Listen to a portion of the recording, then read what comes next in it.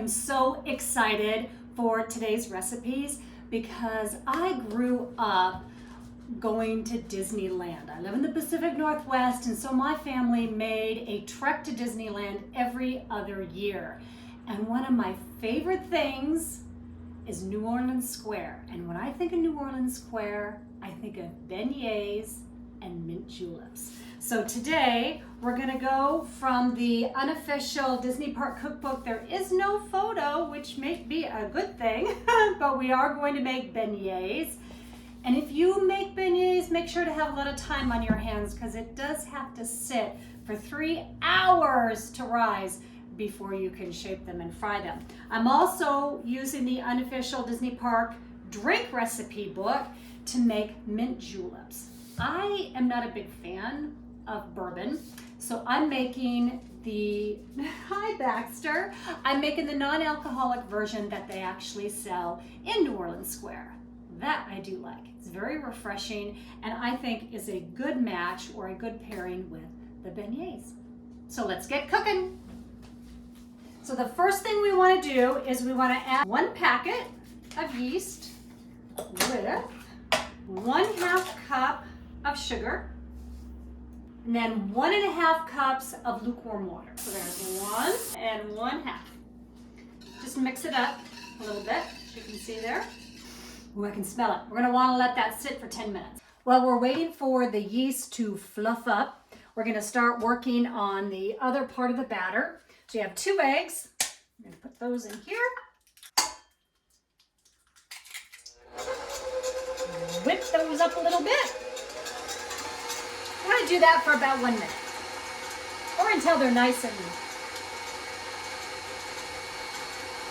1 minute. Ooh, that looks good. Okay, now we're gonna add our salt. 1 teaspoon and 1/2 teaspoon of salt, and our evaporated milk. You want to use 1 cup. Our yeast is all done, so I'm going to pour that in first.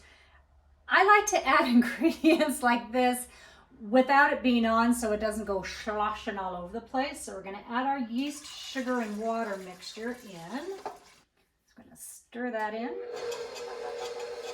And then this recipe calls for bread flour. We're going to want to, you think I was already drinking mint juleps. We're going to start with adding just 3 of the 7 cups of flour.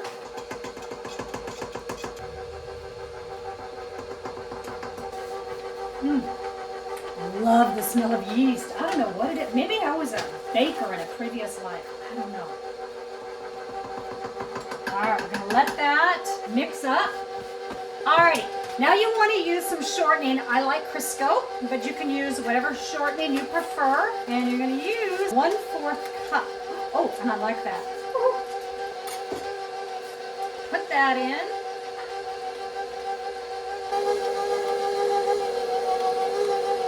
I really don't want to turn this on any higher. Maybe I should have chopped up the Crisco. Oh, jeez. I'm not going to do that. I'm going to shut that off a bit. My Crisco has kind of gotten stuck in the gate there. So we're going to take that out. We're just going to smoosh it a little bit, I think. Okay. Now, I'm going to turn that on again. I'm going to do it just a little bit higher. There we go. I think we're okay. Now we want to add the other 4 cups of flour.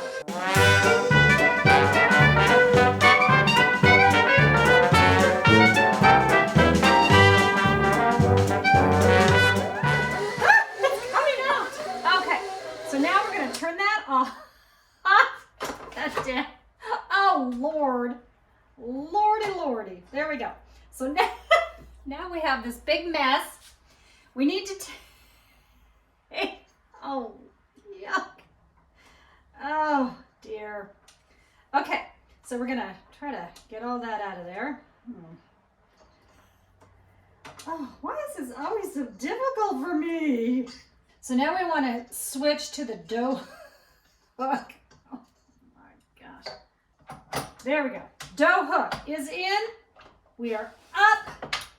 And now we're just going to let that knead for the next 5 minutes. So let me set my timer here. Start her up to knead it.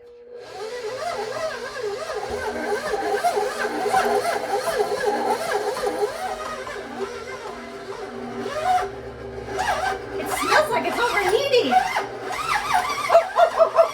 Oh dear. Oh, 2 more minutes. Come on, Miss KitchenAid. You can do it, baby. 2 more minutes. 2 more minutes is all. That baby's hot. All right, we're gonna, I stopped it just a smidge early because it said about 5 minutes. I only took it out for maybe 30 extra seconds. But she be hot. She be working overtime. She be beautiful. I'm sorry, little KitchenAid. All right, so we're gonna take another bowl here. I'm gonna spray it with some cooking spray. Get my dough. Whew, hope I didn't break my KitchenAid. I'm sure I did not. Oh, but that's marvelous. You did a good job. We're gonna put that in there. We're gonna cover it. And then I think you know where this is leading. I reread the directions and it said to cover it with plastic wrap. I don't have any of that. About a ton of foil.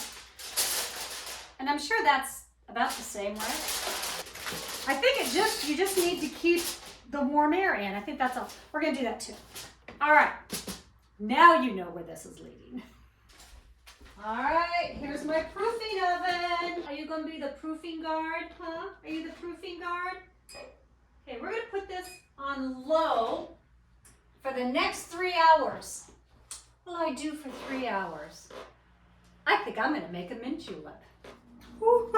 It is mint julep time. I'm actually gonna take my apron off because we're gonna be waiting around for 3 hours for the beignet dough to rise, so I won't be needing to wear that around the house. So I'm deviating a little bit. I mixed my ice, or I stuck my ice in here.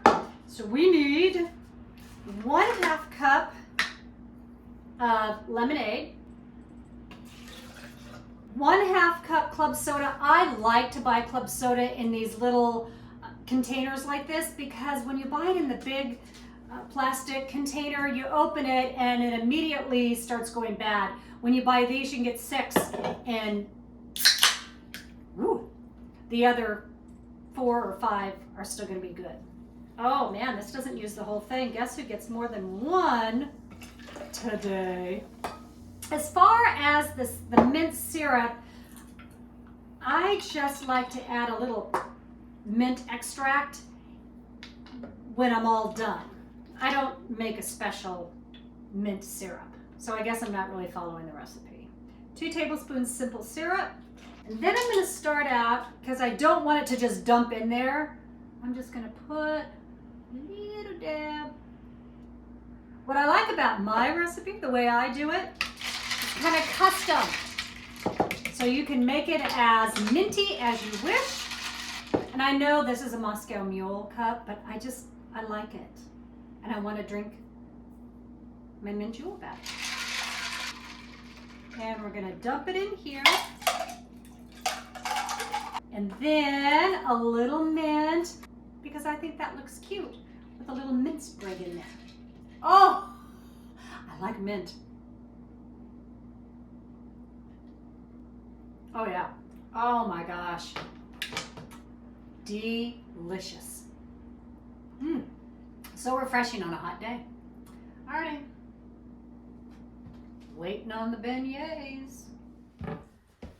I just gotta say, it's a good thing these are non-alcoholic because we've been waiting 3 hours and I've had 4 of these already.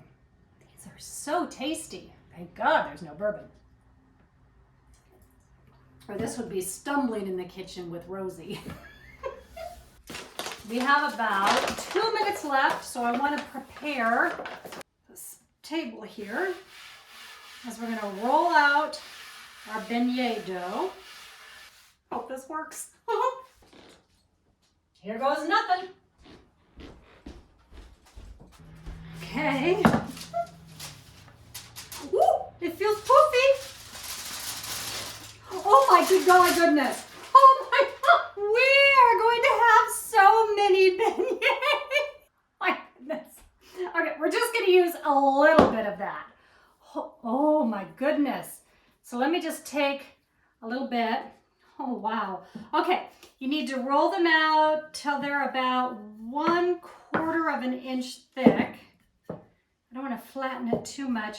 I've already heated up the oil there to 350.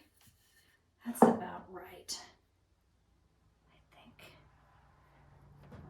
Very excited for this. Okay. All right, let's head over to the oil. Okay, so we put that in there. And, oh boy, here you go, little Mickey beignet. Okay, so for about 1 minute. You want to cook them about 1 minute on each side. Okay, let's flip our little beignet over. Woo! And we'll do another minute on that side. All right. See what we got. Oh, I think it's beautiful. All right, we're gonna leave that there. Go get another one. And we're gonna keep this up until I got them all done.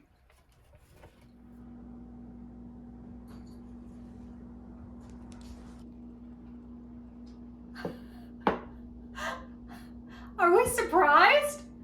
I am astounded that these look this good. How do they taste? And it's still very warm. Oh, look at that.